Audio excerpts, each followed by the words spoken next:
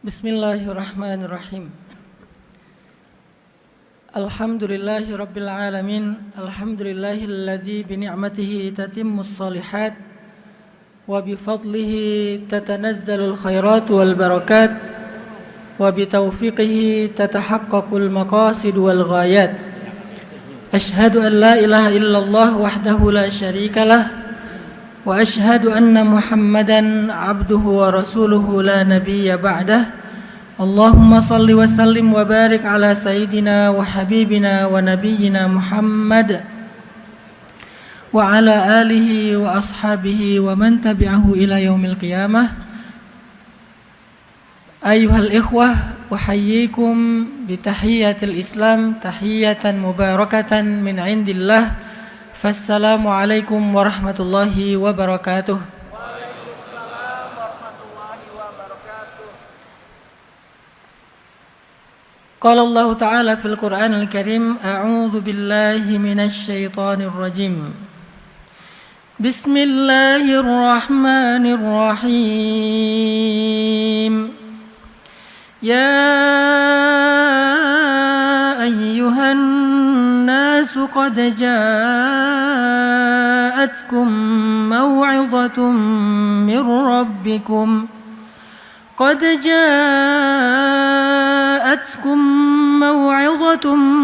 ربكم وشفاء لما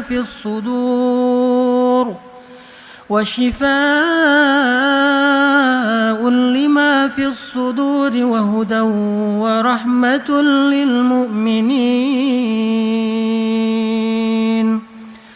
Sadaqallahul azim.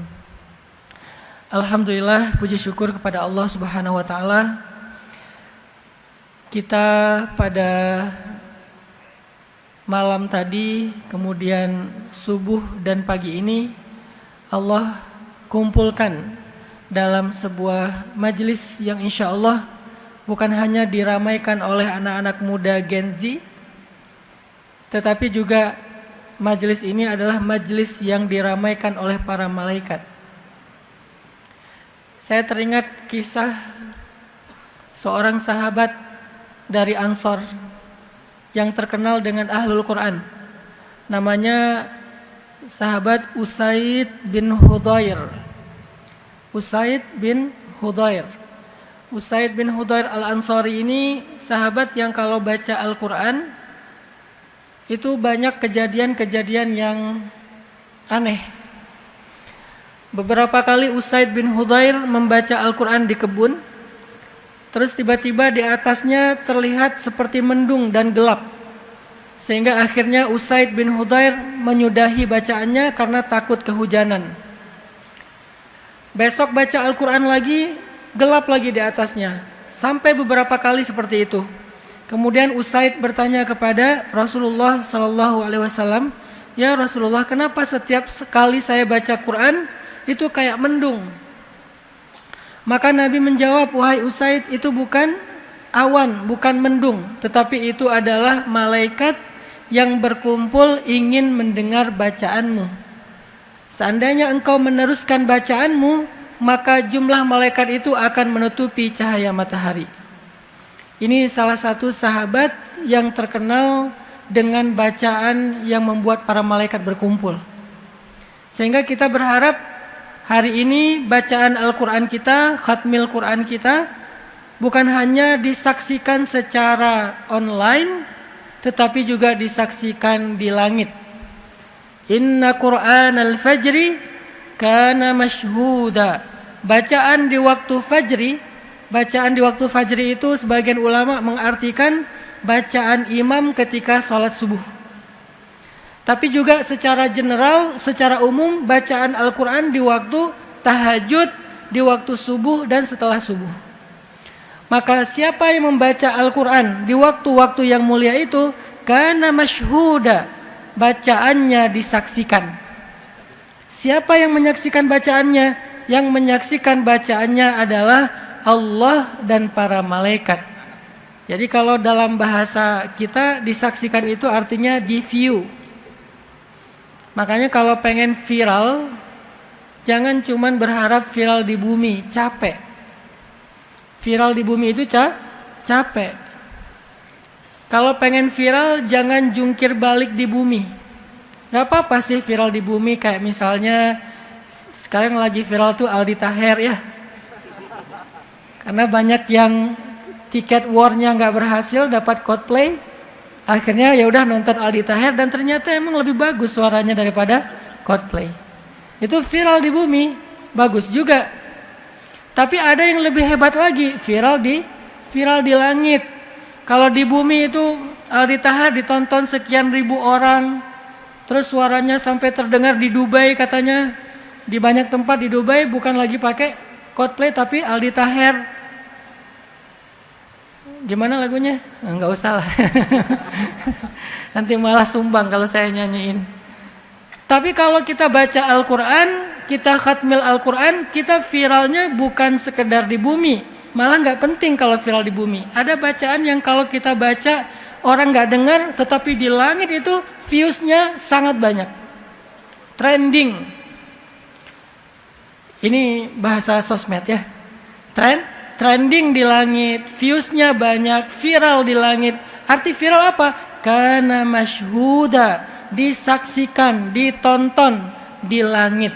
Allah yang menyaksikan, malaikat yang menyaksikan, dan disaksikan oleh mereka jauh lebih penting daripada disaksikan oleh manusia. Sehingga harapan kita pada malam tadi sampai sekarang, insya Allah semua kita disaksikan oleh Allah dan para malaikat, didoakan, diaminkan doanya sehingga mendapatkan segala kebaikan dari setiap huruf Al-Quran. Saya mohon izin kepada para kiai, para guru untuk berbicara, berbagi dengan anak-anak Gen Z yang ada di Masjid Akbar ini. Sebetulnya ada banyak ulama-ulama dan guru-guru kita yang lebih layak bicara di hadapan, tetapi karena ini sebuah perintah dari para kiai dan juga sebuah amanah, saya ingin berbagi sedikit saja semangat. Mungkin bukan berbagi ilmu, hanya berbagi semangat.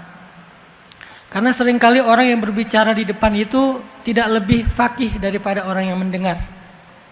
Teman-teman mungkin pernah dengar cerita Imam Al-Ghazali. Di waktu subuh lagi ngajarin Al-Quran, tiba-tiba ada seorang mustami', seorang jamaah nanya kepada Imam Al-Ghazali, "Ya Syekh, Allah Subhanahu wa taala berfirman di dalam Al-Quran, kulla yaumin huwa fi sya'n." Setiap hari Allah sibuk. Pertanyaan saya, ma sya'nullahil yaum? Apa kesibukan Allah hari ini? Imam Al-Ghazali minta waktu, anzirni hatal ghad, sa'ujibu ghadan. Kasih saya waktu sampai besok akan saya jawab. Pulang mikir, apa ya kesibukan Allah hari ini? Enggak nemu jawaban. Padahal Imam Al-Ghazali hujjatul Islam, al-mujaddid fil mi'ah al-khamisah. Beliau seorang pembela Islam. Beliau seorang mujaddid pada abad kelima. Karena setiap 100 tahun ada mujaddid dalam Islam itu. Dan tahun ke-500 mujaddidnya adalah Imam Al-Ghazali. Walaupun ilmunya banyak, walaupun seorang mujaddid, beliau tidak menemukan jawaban ma sya'nullahil yaum di dalam ayat kulla yaumin huwa fi sya'n.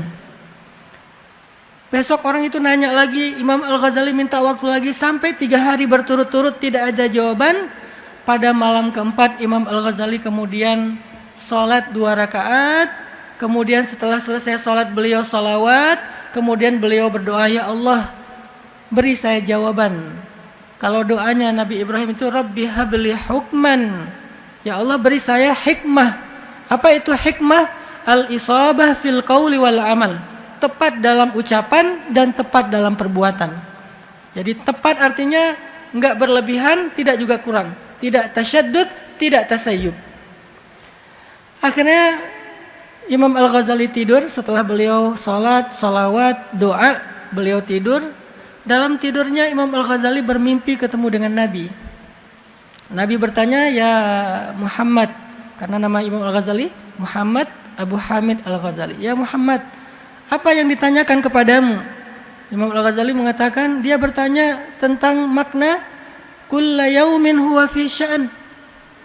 Apa makna dari Allah setiap hari sibuk? Ma sya'nullahil yaum. Apa kesibukan Allah hari ini?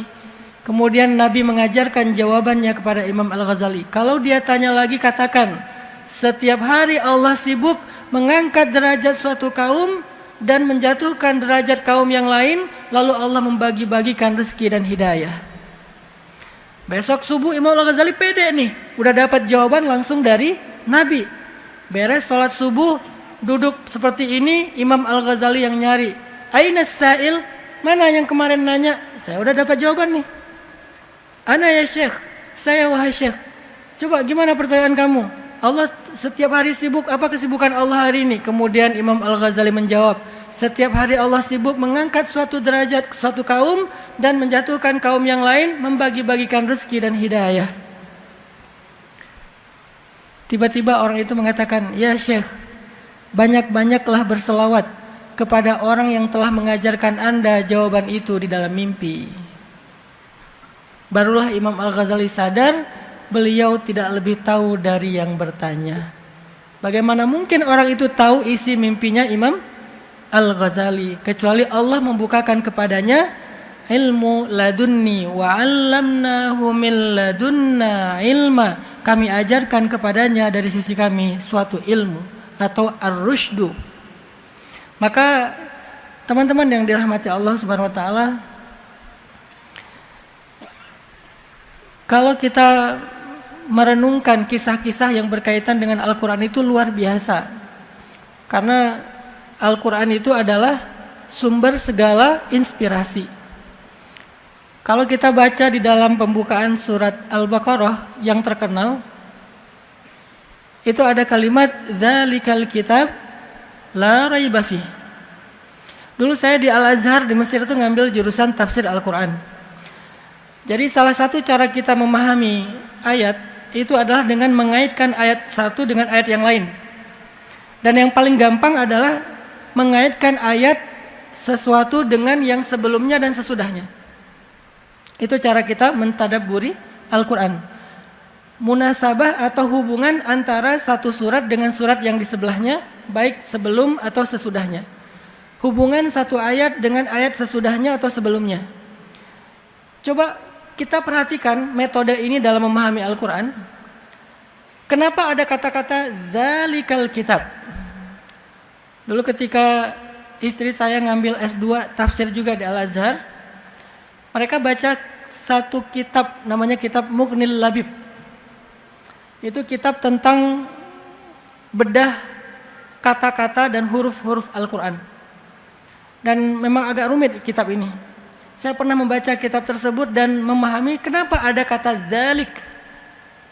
Kenapa ada kata ismul isyarah itu. Karena sebelumnya kita minta. Di surat sebelumnya, apa surat sebelum Al-Baqarah? Al-Fatihah. Di surat Al-Fatihah kita meminta untuk diberikan petunjuk. Ihdinas siratal mustaqim. Ya Allah, tunjukkan kami jalan yang lurus. Terus Allah jawab di surat setelahnya, dzalik. Itu kata Allah. Jadi kita baca Al-Quran, baca Al-Fatihah di dalam salat, ihdinas siratal mustaqim. Allah jawab, dzalikal kitabu la raiba fih, hudan lil muttaqin. Itu petunjuk bagi orang yang bertakwa. Jadi langsung kejawab tuh, nggak jauh dari situ. Pertanyaannya kenapa itu, kenapa nggak ini gitu kan? Nanti Gus Baha yang bisa jawab itu. Kenapa itu, kenapa nggak ini? Di dalam kitab Mughnil Labib dijelaskan kenapa ismul isyarahnya itu pakai yang jauh, kenapa nggak yang dekat? Karena sama-sama isyarah itu dan ini. Ternyata jawabannya ada di halaman berikutnya. Wa in kuntum fi raibim mimma nazzalna ala abdina fa'tu bi suratin min mithlih wad'u syuhada'akum min dunillahi in kuntum shadiqin fa in lam taf'alu wa lan taf'alu. Artinya apa? Allah menggunakan kata itu yang artinya jauh, maksudnya adalah Al-Quran yang sempurna ini jauh dari jangkauan manusia. Sehingga tidak bisa diada-adakan, nggak bisa dibuat-buat, nggak bisa direkayasa oleh manusia. Dia jauh dari jangkauan manusia. Sehingga kalau kalian meragukan kebenaran dan keotentikan Al-Quran, Cobalah kalian bikin satu surat saja seperti Al-Quran. Dulu ada tuh orang Arab jahiliyah yang pengen menandingi Al-Quran. Ketika turun ayat Alam tara kaifa fa'ala rabbuka bi ashabil fil Alam yaj'al kaidahum fi tadlil wa arsala 'alaihim tayran ababil tarmihim bihijaratin min sijil dan seterusnya. Tiba-tiba ada orang penyair Arab bilang wal fil wal khurtumit tawil. Demi gajah yang belalainya panjang, diketawain satu kota Mekah. Kenapa? Karena beda banget kualitas syair surat Al-Fil dengan syair wal fil wal khurtumit tawil. Kenapa? Di dalam surat Al-Fil itu Allah bukan hanya bicara anatomi gajah. Kalau itu bicara tentang gajah itu punya belalai, itu berarti pendidikan anak-anak di TK. Bukan syair yang tinggi. Tapi di dalam surat Al-Fil Allah lagi bicara tentang sejarah di situ. Allah lagi bicara tentang kekuasaannya atau tauhid, akidah di situ. Allah lagi bicara tentang janji-janji di situ. Allah lagi bicara tentang keajaiban burung ababil di situ.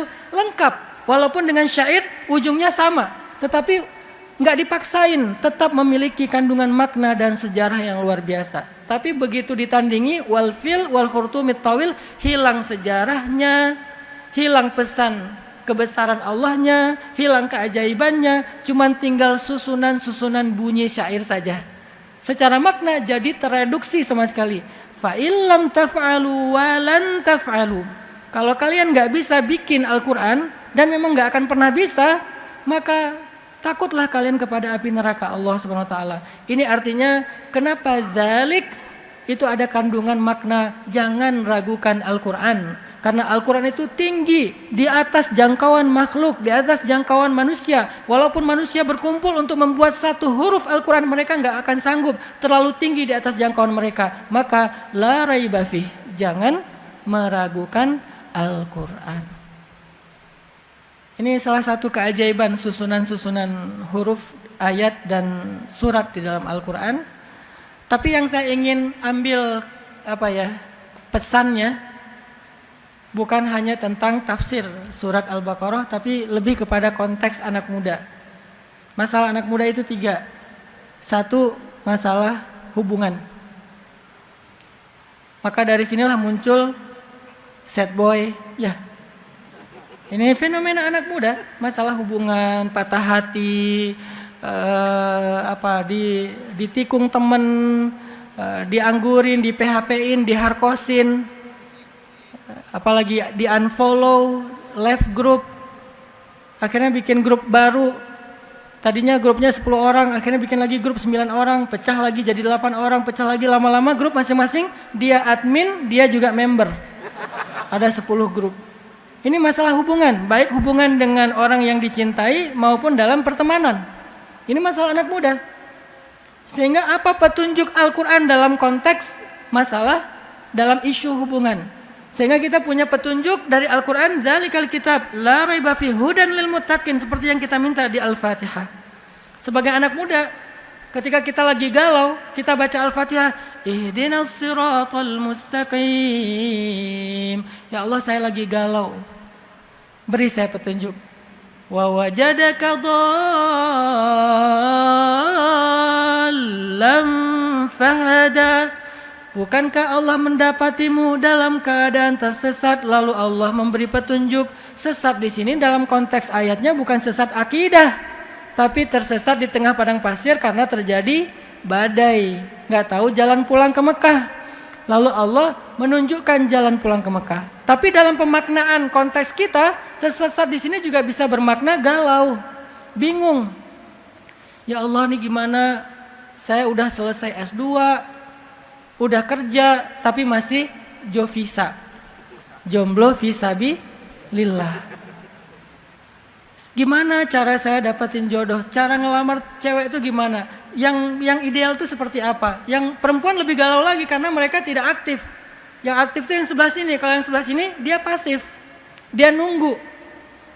Nggak boleh dia caper-caperan di TikTok. Apalagi pakai filter sampai 10. Akhirnya bukan jadi orang asli, jadi avatar ya. Saking banyaknya filter. Nah ini galau nih. Maka dalam konteks kita galau, pemaknaan terhadap ayat ihdinas siratal mustaqim adalah, ya Allah saya lagi galau, beri saya petunjuk. Galau dalam isu apa? Dalam isu jodoh, dalam isu hubungan. Sehingga tidak ada lagi orang yang kemudian kena mental. Ini salah satu isu anak muda hari ini. Mental issue, mental illness. Mulai dari stres, depresi, akhirnya kena penyakit mental kayak bipolar disorder atau skizofrenia yang lebih parah lagi sampai menyakiti orang lain. Kan banyak sekarang varian penyakit mental. Penyebabnya kenapa? Penyebabnya tadi, penyebabnya galau. Halu'a, idza massahu syarr jazu'a, wa idza massahul khair manu'a. Terus gimana caranya biar dia mendapatkan irsyadat? Dia berdoa di dalam surat Al-Fatihah, ihdinas siratal mustaqim. Atau dia berdoa di dalam surat Al-Kahfi, suratnya anak muda, Rabbana atina min ladunka rahmah wa hayyi' lana min amrina rasyada. Ya Allah beri saya petunjuk dalam urusan saya. Urusan saya apa sekarang? Masalah jodoh. Maka coba kita ambil petunjuk Al-Quran sesuai dengan masalah kita. Dan semuanya ada di dalam Al-Quran. Ini level berikutnya dari orang yang membaca Al-Quran dengan hakut tilawah. Setelah kita membaca dengan bacaan yang benar, tajwid yang benar, irama yang benar, suara yang benar. Apa suara yang benar dalam membaca Al-Quran? Dengan suara yang sedih. Banyak orang bertanya, Ustadz gimana cara baca Quran yang bagus? Apakah harus ikut musabaqah dulu? Bagus kalau bisa ikut musabaqah. Tapi kan gak semua orang beruntung. Alhamdulillah saya beruntung ketika kecil bertemu dengan guru mujawwad atau tajwid. Akhirnya saya ikut musabaqah kecamatan, kabupaten, provinsi, nasional. Karena mungkin takdirnya seperti itu. Tapi banyak orang yang gak seberuntung itu dapat ikut musabaqah. Apakah dia bisa baca Al-Quran yang indah? Bisa. Tapi vokalnya flat. Dia gak ada bakat-bakat dangdutnya. Bisa gak baca Quran? Karena biasanya ini agak-agak India dangdut gitu kan. Sementara dia anaknya indie banget. Anak senja banget lah. Gimana cara anak senja baca Quran tapi indah? Gak usah pakai irama yang aneh-aneh. Bacalah dengan huzan, dengan sedih, maka indahlah bacaan kita. Karena kata Nabi, Al-Quran itu turun dalam keadaan sedih, maka sebaik-baik bacaan itu yang membacanya dengan sedih. Setelah kita sempurnakan hakut tilawah, membaca Al-Quran dengan bacaan yang benar, maka berikutnya levelnya adalah bagaimana mentadabburi Al-Quran, memahami pesan-pesan Al-Quran, memahami pesannya teman-teman, bukan hanya memahami teksnya. Itu yang disebut dengan al-fiqh. Karena kata para ulama, mal farqu bainal fahmi wal fiqh? Apa bedanya faham dengan fikih? Dua-duanya ilmu. Ada ilmu faham, bahasa Indonesianya faham, bahasa Arabnya fahmun. Ada ilmu fikih. Mal farqu bainahuma, bainal fahmi wal fiqh? Kata ulama, al-fahmu ma'rifatu ma'nal lafzi, wal fiqhu ma'rifatu muradil mutakallim. Faham itu artinya memahami teks, makna dari ucapan. Sedangkan al-fiqhu memahami maksud dari yang berucap. Kayak misalnya saya bilang, pagi ini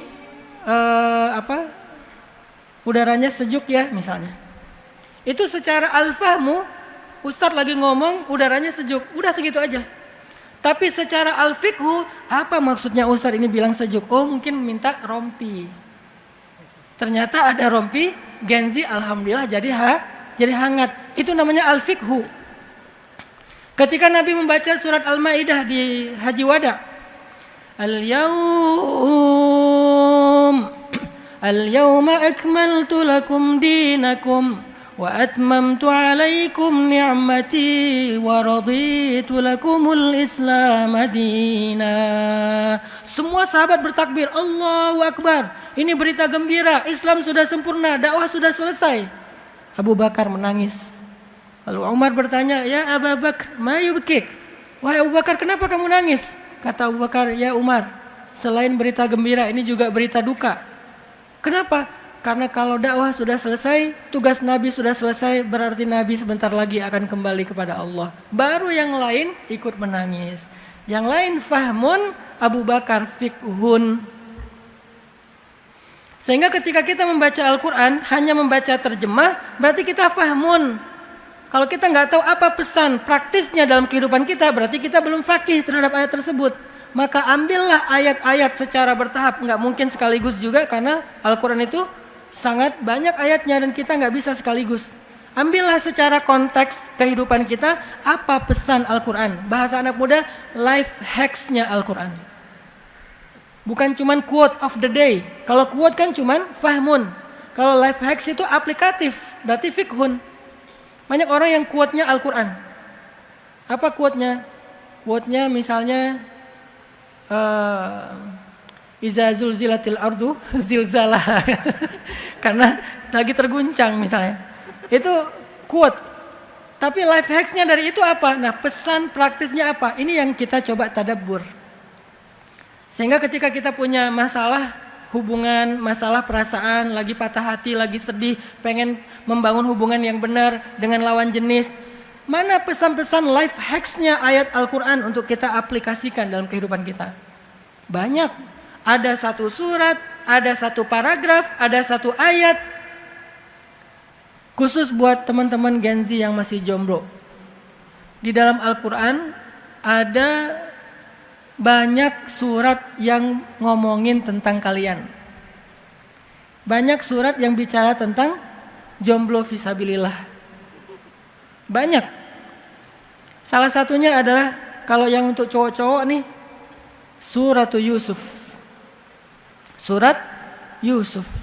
Kemudian Suratul Qasas. Surat Toha. Surat Yusuf bicara tentang seorang nabi yang single, yang belum punya pasangan, tapi digoda oleh seorang perempuan yang cantik. Godaannya tuh berat loh. Godaannya tuh bukan sekedar scrolling TikTok pakai akun fake, bukan. Itu mah gampang, tinggal scrolling aja lewat dia kan. Walaupun scrollingnya nggak rela gitu, aduh berat banget mau scrolling, astagfirullahaladzim, balik lagi, ya udahlah di screenshot dulu. Itu ujiannya, varian dari ujian Nabi Yusuf, cuman kita lebih ringan. Nabi Yusuf diujinya, perempuan itu ada di satu ruangan, Nabi Yusuf ada di ruangan yang sama, lalu dikunci pintunya. Kemudian perempuan itu juga cantik, perempuan itu wahammat bihi. Perempuan itu sangat tertarik kepada Yusuf, wahamma biha, dan Nabi Yusuf juga tertarik kepada dia. Kalau bukan karena melihat petunjuk dari Allah, artinya kondisinya sangat mendukung. Nggak ada CCTV, nggak live Instagram, benar-benar ini private, benar-benar intimate, dan nggak ada paksaan. Perempuan itu yang mau. Sampai Nabi Yusuf udah menghindar, ditarik dari belakang sampai sobek bajunya. Coba. Ya udahlah, ini udah bukan saya yang mau, sampai sobek baju saya, udahlah. Kalau kita ya, Nabi Yusuf berjuang tuh sampai sobek bajunya. Kemudian digoda bukan dengan satu cewek, banyak cewek.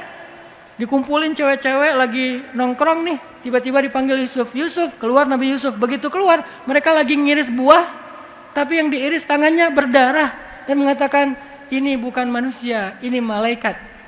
Jadi bukan ganteng-ganteng serigala, ganteng-ganteng malaikat. Coba bayangin, gimana gantengnya. Dan ini sekaligus juga nasihat buat jomblo yang perempuan.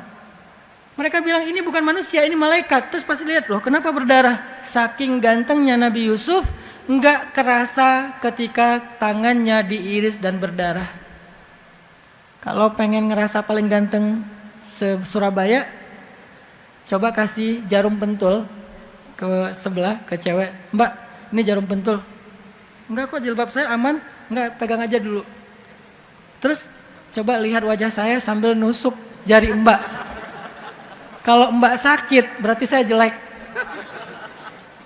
Kalau enggak sakit, berarti saya ganteng. Bisa dipastikan sakit. Bukan hanya sakit, tetanus tuh. Saking parahnya kita. Jadi artinya kita jauh lah dengan Nabiullah Yusuf alaihissalam kalau dari sisi Dari sisi banyak hal sih selain dari sisi fisik. Artinya Nabi Yusuf diuji dengan ujian yang sangat berat. Kenapa Nabi Yusuf bisa selamat? Kenapa Nabi Yusuf bisa aman? Kenapa Nabi Yusuf bahkan pada akhir ceritanya beliau mendapatkan kemenangan dan kemudahan yang luar biasa dari Allah? Salah satu alasannya adalah Nabi Yusuf senantiasa disertai dengan doa dari ayahnya. Maka petunjuk buat anak-anak muda yang mau merantau kuliah, yang mau masuk pondok, yang mau belajar, yang mau berorganisasi, yang mau bergaul, jangan pernah berhenti meminta doa kepada kedua orang tua. Karena doa mereka menjadi burhan. Kalau bahasa surat Yusuf itu disebut dengan burhan. Apa itu burhan? Tiba-tiba Nabi Yusuf kayak ngelihat wajah Yakub. Tiba-tiba Nabi Yusuf seperti ngelihat wajah Yakub. Langsung Nabi Yusuf sadar dan gak enak hati untuk mengecewakan ayahnya Yakub alaihissalam. Ini salah satu life hacks dari petunjuk kisah Nabiullah Yusuf. Selain Nabiullah Yusuf juga orang salih. Tapi kan waham mabiha. Ada rasa ingin normal manusia. Apa yang menahan diri beliau? Burhan dari Allah. Burhannya apa? Wajah Nabi Yakub. Dalam konteks kita sekarang apa? Membayangkan wajah ayah kita, wajah ibu kita yang akan kecewa kalau kita melakukan dosa sehingga kita tidak jadi melakukan dosa. Berarti cinta kepada orang tua, hubungan yang baik dengan orang tua, ridho dan doa orang tua itu menjadi burhan, petunjuk dalam kita bergaul dalam kehidupan kita sehari-hari. Itu life hacks surat Yusuf. Atau life hacks surat Al-Qasas dan surat Toha, kisah Musa. Ketika Nabi Musa berangkat dari Mesir ke Yordania, dulu namanya Madian, kalau sekarang namanya Yordania. Sampai di Yordania itu Nabi Musa capek banget. Beberapa hari perjalanan sendiri, gak ada kendaraan, kekurangan bekal, gak istirahat cukup. Dalam keadaan sangat lelah seperti itu, Nabi Musa tiba-tiba ngelihat ada dua cewek lagi ngantri ngasih minuman ternak. Lagi ngantri ngasih minuman ternak. Terus Nabi Musa nanya, "Ma khatbukuma?" Apa arti ma khatbukuma? Apa masalah kalian? Ada apa kalau bahasa kita? Bukan akunnya apa ya, Mbak? Bukan boleh minta nomor telepon enggak? Tinggalnya di mana, Mbak? Mbak, udah punya pacar belum? Dan seterusnya. Enggak, cuma nanya ma khatbukuma. Fokus kepada masalahnya. Apa masalah kalian? Mereka mengatakan, ayah kami sudah tua, enggak bisa menggembala, dan kami juga enggak bisa ngasih minuman ternak kami sebelum laki-laki itu pada selesai. Jadi kami ngantri. Nabi Musa bilang, biarkan saya membantu. Akhirnya diambil timba-timba yang besar. Nabi Musa turun ke bawah ngambil air, ngasih kepada ternak 1, 2 sampai sekian puluh, sekian ratus. Selesai, perempuan itu pulang. Nggak ada PDKT, nggak ada caper-caperan, nggak ada gombal-gombalan. Ayah kamu tukang las ya? Bukan. Oh bukan ya? Ya udah ganti. Yang standar lah ya, yang udah template gitu. Nggak ada pembicaraan apa-apa. Perempuan itu pulang, Nabi Musa duduk di bawah pohon. Kemudian Nabi Musa berdoa, Rabbi inni lima anzalta ilayya min khairin faqir. Ya Allah, saya sangat butuh kebaikan yang engkau turunkan kepada saya. Apa kebaikannya? Jodoh. Apa kebaikannya? Rezeki. Apa kebaikannya? Tempat bernaung. Banyak.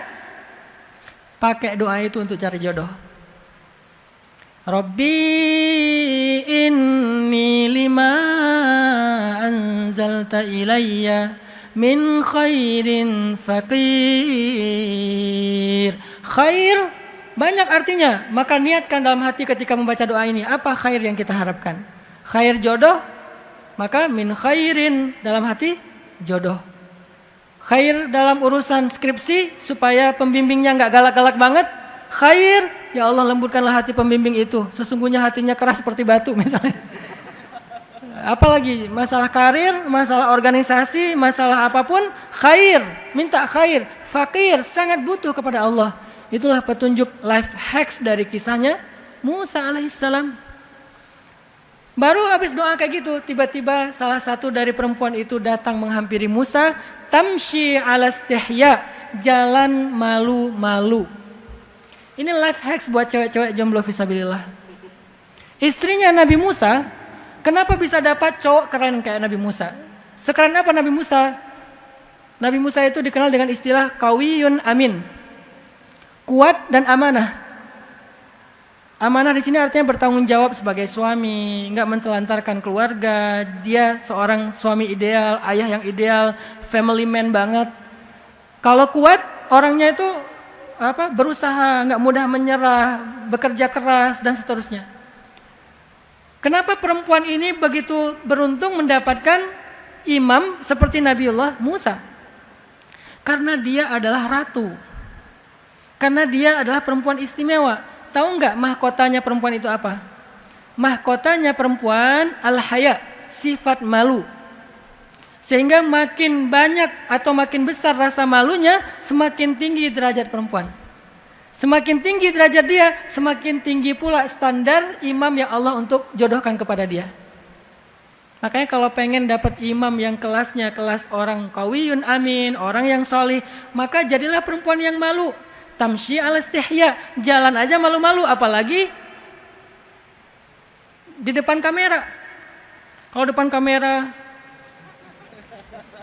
apalagi punya partai sendiri namanya partai goyang misalnya, di TikTok jadi pargoy ya.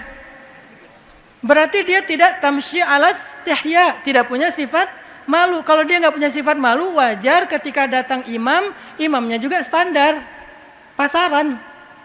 Gak terlalu istimewa, tapi karena perempuan ini, makanya kalau kita baca Al-Quran itu teliti kata-katanya, di setiap kata itu ada life hacksnya. Kenapa Allah menyebutkan kalimat cara dia jalan? Kenapa gak ngomong aja perempuan itu datang ke Musa? Kan selesai. Kenapa begitu detail dibahas tentang cara jalannya? Pasti ada life hacksnya di situ, ada fikihnya di situ. Berjalan malu-malu, faham? Fikihnya apa? Jadilah perempuan yang pemalu. Makanya baca Quran jangan cuman faham, baca juga fikihnya, apa muradnya, apa maksudnya.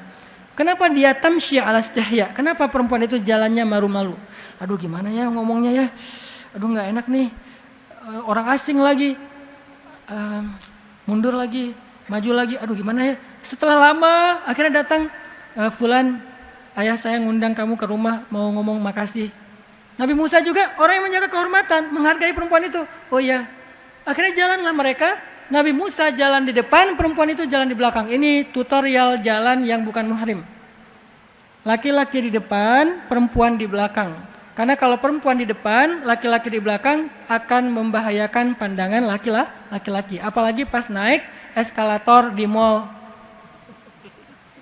Sampai segitu life hacks Al-Quran. Jadi kalau ada cewek naik eskalator, kalian jangan nempel di dua anak tangga. Tutorialnya tuh jangan hanya tutorial pandemi, beri jarak 4 anak tangga misalnya ya. Kan tutorial pandemi ya, bagus kan? Ini ada yang juga tutorial Al-Quran, kalau bisa agak jauh supaya kita tidak langsung melihat tubuh perempuan yang ada di depan kita.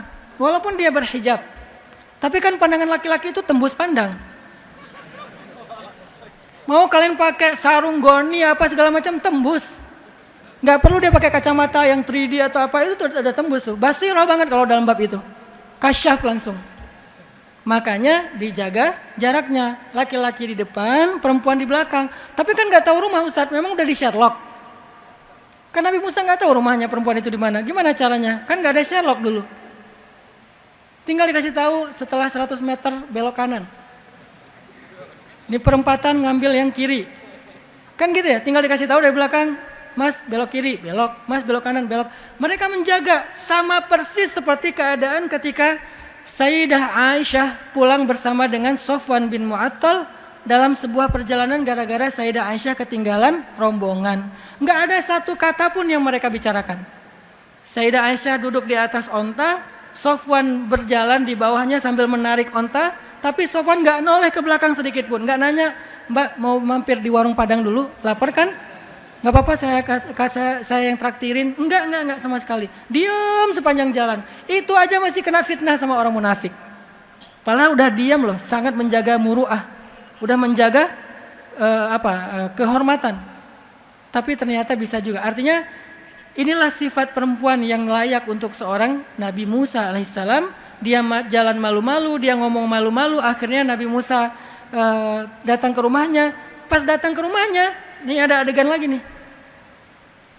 Setelah ayahnya bicara dengan Musa, ayahnya ke belakang ngomong sama putrinya ngomong gini, ya abati, istajir. Wahai ayah, pekerjakan dia. Inna khaira man istajarta al-qawiyul amin. Orang yang paling baik untuk engkau pekerjakan adalah orang yang qawiyun amin. Secara fahmun, secara ilmu faham, kan perempuan ini lagi ngasih tahu laki-laki itu qawiyun amin ya. Tapi ayahnya bukan seorang yang fahim, tapi faqih. Ayahnya ngerti, oh anaknya tertarik dengan laki-laki tersebut. Itu bahasa elegannya. Kalau bahasa standar kita, ayah nikahin dia sama aku dong. Itu ideal banget tuh, calon ini aku banget, Jungkook banget lah pokoknya. Mirip Jungkook, udah Musa pasti lebih keren daripada Jungkook. Tapi dia gak ngomong, ya ayah nikahin aku sama dia kayaknya suami ideal, ayah aku udah follow dia loh. Tapi mintain dia untuk fallback dong. Gak ngomong sevulgar itu, kenapa? Mereka orang yang elegan. Ngomongnya itu dengan bahasa kode. Yang hanya bisa difahami dengan fikhun, tidak dengan fahmun. Apa fahmunnya? Kata anaknya, dia laki-laki yang kuat dan amanah. Pekerjakan dia untuk menggantikan ayah mengurus ternak. Itu fahmun, tapi fikhunnya ternyata anak saya untuk pertama kalinya memperhatikan laki-laki dan ini laki-laki yang layak untuk dia. Kayaknya dia berkenan. Langsung ayahnya maju lagi ke depan ngomong, wahai Musa, maukah engkau menikahi salah satu dari putriku? Lihat adegan dialog Al-Quran yang sangat elegan. Gak ada dialog vulgar yang sederhana, gak ada, semuanya elegan. Dalam elegan itulah kita membaca sejarah. Bacalah sejarah dengan karakter sejarah. Jangan hanya dengan karakter kekinian. Akhirnya kita salah paham terhadap sejarah. Bacalah sejarah dengan karakter sejarah. Dengan tabiat sejarah. Dengan kultur sejarah. Ternyata sejarah Nabi Musa dan istrinya adalah sejarah tentang elegannya seorang perempuan. Maka bagi para jomblo, laki-laki ada Nabiullah Yusuf alaihissalam, Musa alaihissalam. Bagi perempuan, istrinya Musa alaihissalam. Dan juga seorang perempuan yang sangat hebat yang bernama Sayyidah Maryam di dalam surat Maryam. Wadhkur fil kitabi Maryam idin tabadat min ahliha makanan syarqiyya fattakhadhat min dunihim hijaba فأرسلنا إليها روحنا فتمثل لها بشرا سويا قالت. Apa katanya Maryam ketika ketemu cowok keren? Dan cowok ini malaikat Jibril menjelma sebagai basyaron sawiya. Allah aja bilang gitu. Apa arti basyaron sawiya? Laki-laki yang sangat ideal. Hidungnya ideal, matanya ideal, tubuhnya ideal. Ideal banget lah pokoknya. Ideal itu artinya sempurna. Yang bilang laki-laki itu sempurna siapa? Allah. Bukan fans, bukan followers. Allah langsung. Dan Allah itu standarnya tinggi. Sehingga ketika Allah bilang ideal itu benar-benar sempurna cowoknya. Fatamassala laha basyaran sawiya. Maka datanglah malaikat menjelma sebagai laki-laki yang keren. Terjemahan anak muda. Terus apa kata Sayyidah Maryam? Bukan wow, bukan. Kata-kata Sayyidah Maryam apa? Qalat inni a'udzu birrahmani minka in kunta taqiyya. Bahasa sederhananya Sayyidah Maryam malah bilang a'udzubillah. Bukan bilang alhamdulillah, masya Allah, subhanallah. Ngomongnya apa? A'udzubillah dengan bahasa yang lebih lembut. A'udzubirrahman minka in kunta taqiyya. Aku berlindung kepada Allah yang Maha Pengasih dari engkau jika engkau takut kepada Allah. Ini solehahnya Sayyidah Maryam. Sayyidah Maryam itu hampir gak kenal cowok. Kecuali ayahnya Imran, pamannya Zakaria, ponakan atau ya ponakannya sepupunya Yahya dan anaknya Aisyah. Di list kontaknya itu nggak banyak cowok. Itu saking terjaganya ifahnya Sayyidah Maryam. Sehingga ketika datang cowok, Sayyidah Maryam itu bukan kayak anak pondok yang baru keluar terus kayak panik gitu ya. Ternyata di luar sana banyak cowok-cowok keren. Enggak, beliau orang yang ifahnya terjaga. A'udzubirrahman. Kemudian laki-laki itu mengatakan, aku adalah utusan Tuhanmu yang akan memberikan kabar gembira, kamu akan punya anak. Apa jawaban Sayyidah Maryam? Bagaimana aku akan punya anak? Walam yamsasni basyarun walam aku baghiya. Aku belum pernah yamsasni basyar. Yamsas itu apa? Disentuh. Disentuh aja nggak pernah. Apalagi dirangkul, apalagi digandeng, apalagi dibonceng. Disentuh aja nggak pernah. Disentuh aja nggak pernah. Saking terjaganya Sayyidah Maryam. Walam yamsasni basyar walam aku baghiya, dan aku nggak pernah pacaran. Emang gitu Ustaz terjemahannya? Terjemahannya aku tidak pernah melakukan hal-hal yang tercela. Tapi kan yang praktisnya, fikihnya, aku nggak pernah pacaran, aku nggak pernah chat tengah malam, aku nggak pernah ngabisin pulsa dengan telepon, fit call sampai jam 1 malam, aku nggak pernah dibangunin, kamu udah tahajud belum? Nggak pernah. Yang bangunin tahajud langsung malaikat, bukan cowok yang tiba-tiba sok perhatian pas ceweknya udah bangun terus dia malah tidur. Walam aku baghiya, tidak ada pacaran Islami. Pacaran Islami tidak ada. Saking terjaganya Sayyidah Maryam.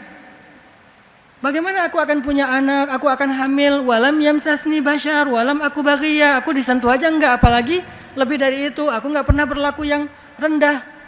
Qala kadzaliki qala rabbuki huwa alayya hayyin. Itu mah mudah bagi Allah, kata malaikat.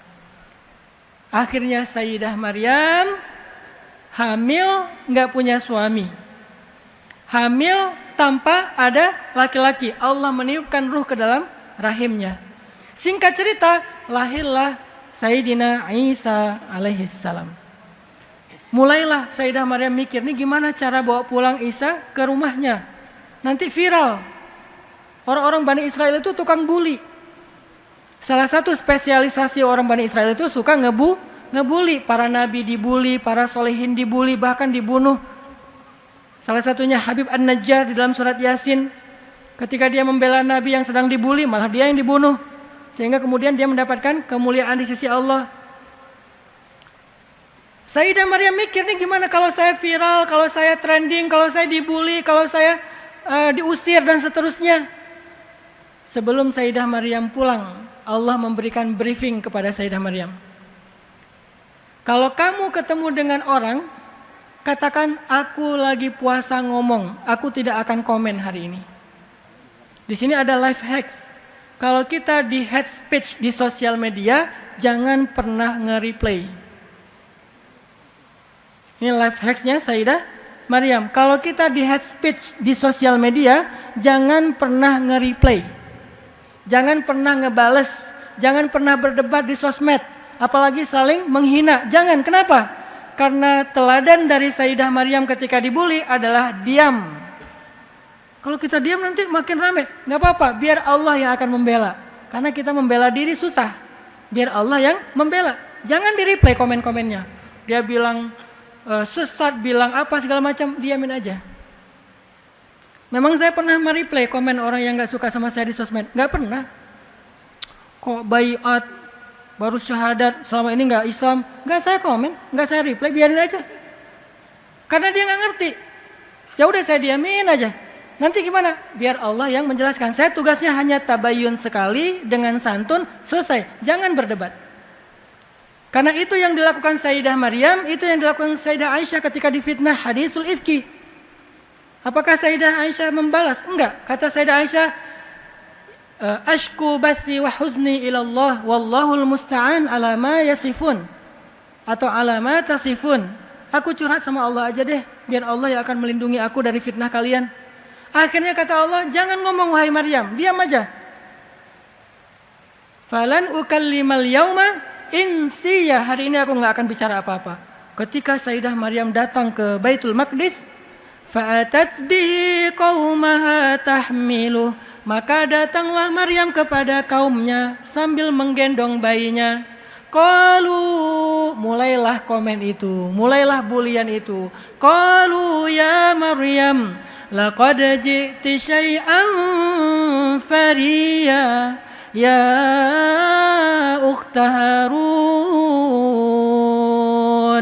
ma kana abuki imra'a saw wa ma kanat ummuki baghiya.